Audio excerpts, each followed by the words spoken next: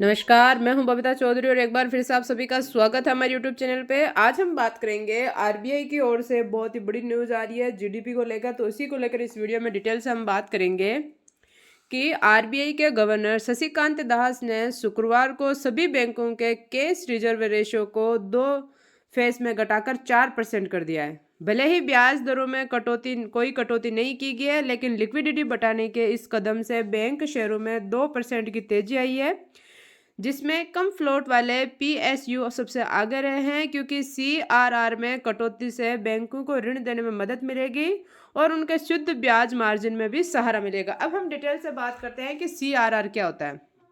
CRR का मतलब होता है, जैसे कि मान लीजिए आपने बैंक में 1,000 रुपये जमा कराए, तो बैंकों को कुछ नियम होते हैं, जैसे कि इसमें 4% कर दिया गया, तो 1,000 रुपये का 4% होगा 40 रुपया। यानी कि वो 40 रुपया बैंक को अपने पास रखना होगा, वो आपको वो किसी को भी नहीं दे सकती। इसके साथ ही एसएलआरपी भी होता है, वो होता है हमारा जैसे कि मान लीजिए 20%, तो वो हो गया 1,000 रुपये का 200 रुपये। तो इस प्रकार से इतना जो रुपया है वो सरकार आरबीआई बैंक है, जो कोई भी दूसरा बैंक है, वो किसी को भी नहीं दे सकता। तो जो पहले जो ये है सीआरआर था हमारा 4.5%, तो इसको 4.5% से घटाकर जब इसको 4% कर दिया गया, तो इससे लिक्विडिटी कैसे बढ़ गई, क्योंकि जो बैंकों के पास जो पैसा था वो लोगों को देने के लिए 4% जब से 5.5% भी इसको घटाया, तो इनके पास 1.16 करोड़ रुपया दुनिया में देने के लिए, उधारी देने के लिए, लोन देने के लिए और आ गया। इससे क्या हुआ कि बैंकों को ये फ़ायदा और हो गया और लोगों को भी फ़ायदा हो गया। इससे लोगों को एक जो नुकसान हुआ वो ये हुआ कि उनको जो है वो ब्याज कम मिलेगा। जैसे कि उनको ब्याज ज़्यादा मिल रहा था, तो उनको ब्याज में कुछ परसेंट तक कमी आएगी, लेकिन आरबीआई के लिए बहुत ही अच्छी बात है कि इनके पास इतना जो है वो लोगों को देने के लिए और अधिक पैसा आ गया लोन देने के लिए। तो वीडियो पे अंत तक बने रहें, वीडियो को बीच में स्किप ना करें, ताकि हम पूरी बात आसानी से समझ सकें। आरबीआई गवर्नर ने 14 दिसंबर और 28 दिसंबर से शुरू होने वाले पखवाड़ों में 2 किस्तों में सीआरआर को 50 बीपीएस घटाकर 4% कर दिया है, और आरबीआई के दर निर्धारण पैनल एमपीसी के इस कदम से बैंकिंग प्रणाली में लगभग 1.16 लाख करोड़ रुपए की प्राथमिक नकदी जारी होगी। यानी कि इतना जब इसको 0.5% भी घटा दिया गया है, तो बैंकों के पास इतना पैसा बच गया लोगों को और देने के लिए। तो ये बैंकों का एक बहुत ही बड़ी राहत भरी खबर है लोगों के लिए। एक्सपर्ट्स कहते हैं कि बैंक को नकदी सहायता प्रदान करने का आरबीआई का निर्णय एक स्वागत योग्य कदम है, क्योंकि इससे ऋण संकट को कम करने और आर्थिक विकास को बढ़ावा देने में मदद मिलेगी। भारतीय अर्थव्यवस्था हाल ही के महीनों में नकदी की कमी का सामना कर रही है, जिसका असर बिजनेस डेवलपमेंट और जॉब क्रिएशन पर भी पड़ रहा है। इसका मेन कारण यह था कि भारत ने बाकी के देशों को, जैसे कि भारत की रुपी जो है उसका अगर हम बात करें तो $1 पे 84.66% जो है हमारी रुपी का $1 का बनता है। तो जब भारत ने रुपी के को वापस अपना लिया है और डॉलर को रिलीज़ किया, जिसकी वजह से भारत में ये जो है थोड़ी सी नकदी की कमी आ गई थी। लेकिन जैसे ही उन्होंने 4%, 4.5% से 4% इसको सीआरआर को किया है, तो इनके पास 1.16 लाख करोड़ जो है वो नकदी मिल गई है, जिसकी वजह से ये अपना बिजनेस को और बढ़ा सकते हैं। इससे शेयर मार्केट में भी 2 से 3% की तेजी आई है। तो ये सभी के लिए राहत भरी खबर है, अच्छी खबर है। इससे हम ये बात करेंगे कि जीडीपी से इस पे क्या असर पड़ता है और इससे जीडीपी रेट बढ़ेगी या घटेगी, तो वीडियो पे अंत तक बने रहें।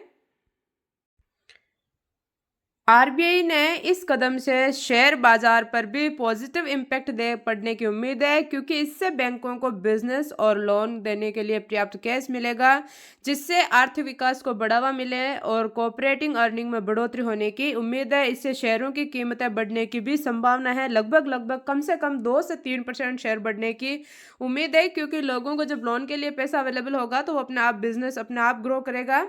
अब हम बात करें कि आरबीआई के इस कदम से स्टॉक स्पेसिफिक बूस्ट मिलने की संभावना है। बेसिक स्टॉक को आरबीआई के इस कदम से सबसे अधिक बढ़त होने की संभावना है, क्योंकि उन्हें सस्ती फंडिंग तक एक्सेस मिलेगा और वे अधिक लोन दे पाएंगे, जिससे उनकी कमाई बढ़ेगी। इससे जो इसमें इन्वेस्ट करते हैं, जो आरबीआई में पैसा रखते हैं, उनको ये नुकसान होगा कि उनको इस पे इंटरेस्ट कम मिलेगा, ब्याज कम मिलेगा। लेकिन बाकी लोगों के लिए, बिजनेस वालों के लिए बहुत ही अच्छी मौका है, बहुत ही अच्छी खबर है ये। अब हम बात करें कि आरबीआई के इस कदम से अन्य स्टॉक जो फायदे में रहे हैं, उन्हें इंफ्रास्ट्रक्चर व रियल एस्टेट सेक्टर शामिल है, क्योंकि उन्हें लोन की बढ़त उपलब्धता से लाभ होगा और इन सेक्टरों को बैंक से जरूरी लोन मिलेगा, जिससे उनका कैश फ्लो भी बढ़ेगा। अब हम इसमें ब्याज दर या रेपो रेट को बरकरार रखने का फैसला लिया। हालांकि आरबीआई ने सीआरआर में जरूर 0.50% की कटौती की है और आरबीआई के ने कैश रिजर्व रेशियो को 4.5% से घटाकर 4% कर दिया। इससे बाजार में लिक्विडिटी बढ़ी है और बैंकों के पास लोन लेने के लिए ज़्यादा पैसा हो गया। तो इस प्रकार से इससे मार्केट में कर्ज की आसान उपलब्धता होगी, जो प्रॉपर्टी बाजार के लिए अच्छी खबर है। अब बता दें कि इस बार बहुत सारे एक्सपर्ट लोग उम्मीद लगाए हुए हैं कि जीडीपी की रफ्तार सुस्त होने पर आरबीआई सस्ते लोन का तोहफा दे सकता है, लेकिन ऐसा हुआ नहीं है। यहाँ लोगों को नाराज ही होना पड़ा, यहाँ लोगों को मायूस होना पड़ा, क्योंकि जैसे ही उन्हें लगा कि जीडीपी की जब सुस्त होगी तो लोगों को सस्ता लोन देना पड़ेगा, ऐसा बिल्कुल भी नहीं हुआ। क्योंकि जैसे ही सीआरआर में कटौती हुई, बैंकों के पास पैसा आ गया, लिक्विडिटी आ गई, जिसकी वजह से उन्हें इस चीज़ का सहारा लेने की जरूरत ही नहीं पड़ी। दूसरी तरफ इनकी जो है वो इंटरेस्ट भी इनको कम मिल रहा है, तो यहाँ दो जगह लोगों को जो है वो थोड़ा सा उदास होने की जरूरत पड़ी। अब हम बात करें कि आसमान छूती महंगाई को देखते हुए आरबीआई ने रेपो रेट में कटौती का फैसला नहीं किया। अब हम बात करें कि इसकी रियलिटी क्या है और एक्सपर्ट का इसके ऊपर क्या कहना है।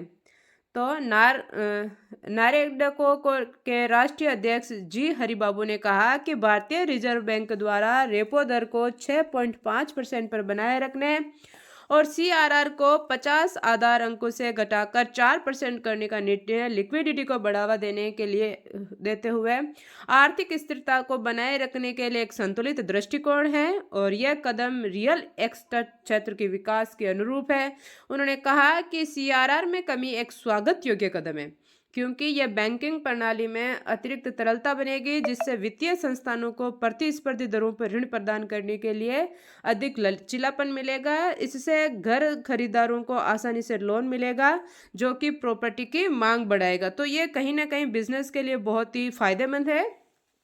अब हम बात करें कि अंतरिक्ष इंडिया के सीएमडी राकेश यादव जी ने कहा कि आसमान छूती महंगाई के बीच आरबीआई द्वारा रेपो दर को अपरिवर्तित रखने का निर्णय एक स्वागत योग्य कदम है। इससे महंगाई पर को काबू करने में मदद मिलेगी। वहीं सीआरआर को 4.5% से घटाकर 4% करने से 1.16 लाख करोड़ के रुपए की लिक्विडिटी बढ़ी है। यह कर्ज की आसान उपलब्धता बढ़ाएगा, जो होम बायर्स को फायदा पहुंचाएगा। इससे व्यक्तियों के लिए घरों जैसी दीर्घकालिक परिसंपत्तियों में निवेश करना आसान हो जाएगा, यानी कि लोगों के लिए होम लोन लेना बहुत ही आसान हो जाएगा। आवास की मांग मजबूत बनी हुई है, खासकर हाई एंड लग्जरी सेगमेंट में। तो सीआरआर में इस सेगमेंट में तेजी को देखने को मिल सकती है। तो ये देखिए, अब हम बात करें कि नेहान ग्रुप के मैनेजिंग डायरेक्टर सारांश त्रेहान ने इसके बारे में क्या कहा है कि आरबीआई का रेपो रेट को स्थिर रखने का निर्णय घर खरीदने के लिए किफायती लोन दरें सुनिश्चित करने में महत्वपूर्ण है, जो रियल एस्टेट्स निवेश को बढ़ावा देने के लिए जरूरी है। तो यह कदम विशेष रूप से एनसीआर तेजी से बढ़ते हुए क्षेत्रों में आवासीय मांग की मौजूदा गति को बनाए रखने में मदद करेगा। यानी कि जितने भी एक्सपर्ट हैं, उनका अगर हम निचोड़ निकालते हैं तो सबका यही कहना है कि रेपो रेट में अगर आपको बढ़ावा नहीं हुआ है, 6.5% है, लेकिन जैसे ही आरबीआई ने सीआरआर को 0.50% कम किया, उससे उनके पास लिक्विडिटी बढ़ी है, जिसकी वजह से लोगों के जो आवास खरीदने का जो सपना है वो इस साल पूरा हो सकता है। और ये हर 2 महीने के बाद बढ़ती है। तो जैसे ही फरवरी में इसको फिर से इसमें किया जाएगा तो हो सकता है तब आपकी रेपो रेट बढ़ा दी जाए और हो सकता है कम भी हो जाए। तो ये आगे की बात है। तो ये कदम विशेष रूप से एनसीआर जैसी तेजी से बढ़ते क्षेत्रों में आवासीय मांग की मौजूदा गति को बनाए रखने में मदद करेगा। मार्गेन दरों को स्थिर कर यह नीति घर खरीदारों को प्रोत्साहित करेगा और रियल एस्टेट सेक्टर की वृद्धि को बनाए रखती है। इसके अलावा यह महंगाई नियंत्रण व जीडीपी वृद्धि जैसे बड़े आर्थिक लक्ष्यों को भी समर्थन देती है, जिससे बाजार में विश्वास बढ़ाने के लिए एक अहम कदम साबित होगा। और ये देखिए इससे की वजह से सबसे किसी को भी नुकसान नहीं हुआ है। और ये क्यों हुआ था? आरबीआई के पास पैसों की कमी किस लिए आई थी? ये इसलिए हुआ था कि जब भारत की रुपए की जो है वो कीमत है वो $1 के, जैसे कि $1 के अगर हम बात करें तो $1 के सामने हमारे रुपए की कीमत 84.66% है, जिसकी वजह से हमारे पास रुपए की कीमत को बढ़ाने के लिए भारतीय खरीदारों ने क्या किया, भारत ने क्या किया कि बाहर से हमारे रुपीज को खरीद लिया और उनका डॉलर उनको वापस कर दिया। तो इस वजह से भारत में थोड़ी जो है वो दिक्कत आ गई थी, लेकिन जैसे ही उन्होंने सीआरआर को कम किया तो इसकी वजह से हमारी पूरी जो है व्यवस्था अच्छे से हो गई। तो ये आप सभी के लिए बहुत ही अच्छी खबर है। तो इसी तरीके की और वीडियो देखने के लिए हमारे चैनल को सब्सक्राइब कीजिए और बेल आइकन को जरूर दबाएं ताकि आने वाली वीडियो का नोटिफिकेशन सबसे पहले आप तक पहुंचे। धन्यवाद।